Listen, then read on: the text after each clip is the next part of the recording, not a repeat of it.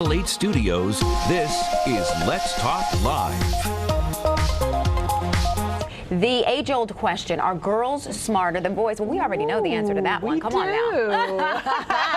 So according to a recent study by the American Psychological Association, of course they are. Research found that girls are outperforming boys in the classroom across every subject at every age in over 30 countries. The president of the Educational Connections Tutoring, Ann Dolin, is back with us today. She's got a lot more on this very important study. Hey, Ann, good to see you. Hello there, Melanie. Great to be back. So of course girls are smarter. Did we have any question about this? You know, for the last 100 years, so the study looked at other studies done between 1914 and 2011. And in analyzing all the data, they found that girls are outperforming boys on report cards from elementary grades all the way through high school. So in the classroom, girls are definitely doing better. The problem is coming with standardized tests like the ACT and SAT, and that's where we see boys outperforming girls. In what way are they better test takers?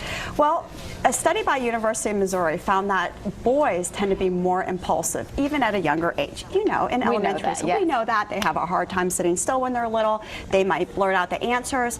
However, when it comes to the ACT and SAT, when they're older, those kinds of habits are actually rewarded. Because if you think about it, you have a multiple choice test. You have 5 possible answers. You quickly look at the answers, say on a math problem. You pick one, you plug it in really quick, and if you have it, you know, you go on to the next one. If you don't, you'll plug in the next one. So that impulsivity is actually rewarded under timed conditions like a standardized test. So, whereas the girls are contemplating their answers and weighing whether or not this is right or wrong. Yeah, they are. They're definitely more methodical. Girls are more conscientious, so they'll put more time behind something. They'll write out the steps of the problems. They'll double check their work.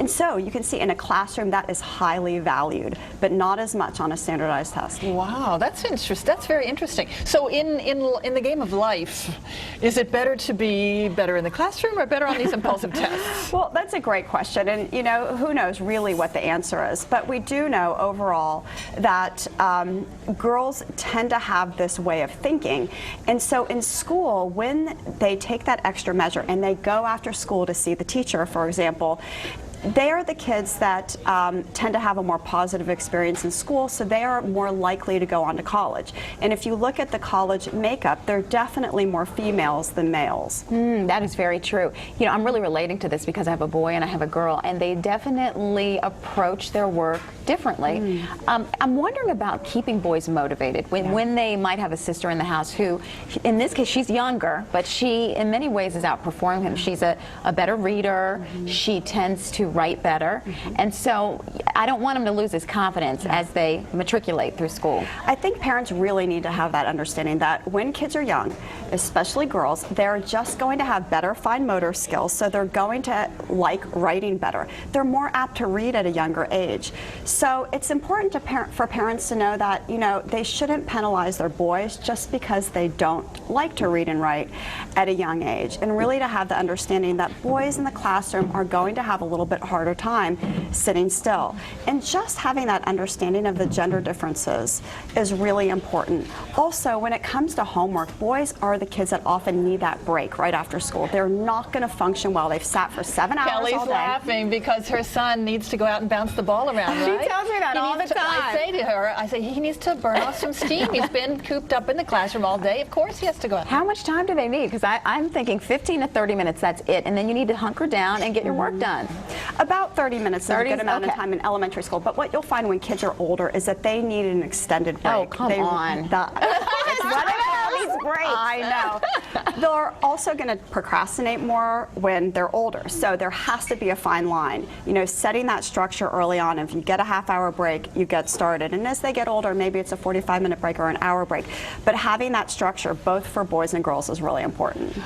There you go, Kelly. That's the answer. Oh, my goodness. So what end should we take away from all this research? What is the story there that we should kind of keep in mind? You know, definitely just that awareness between boys and girls, but also as girls get older, encouraging them in the areas of math and science is also very important, because the difference we see in standardized tests is not as much in reading and writing. Boys are outperforming girls just by a tad in those areas, but the biggest difference is in math. So encouraging our girls to still take advantage advanced math classes, not to shy away from math and science if it tends to be a little bit harder for them, but to continue to put in that effort is really important. Okay, so I need to encourage him, say, hey, well, you're great at math, and he is. He's performing very well in math and science. Yeah. Well, sometimes I've heard parents say, you know, honey, I was never good at math. It just runs in our family. Never say that. Don't Never say that. Even if it's true. Yeah, it's like giving them a negative message about weight or something. Sure, and then they'll just give up and say, well, it's in the genes, oh well. Exactly. Lots to digest there. Ann Dolin, thanks for stopping by today. Thank you. And good luck with all the kids. Thank you. We'll be right back.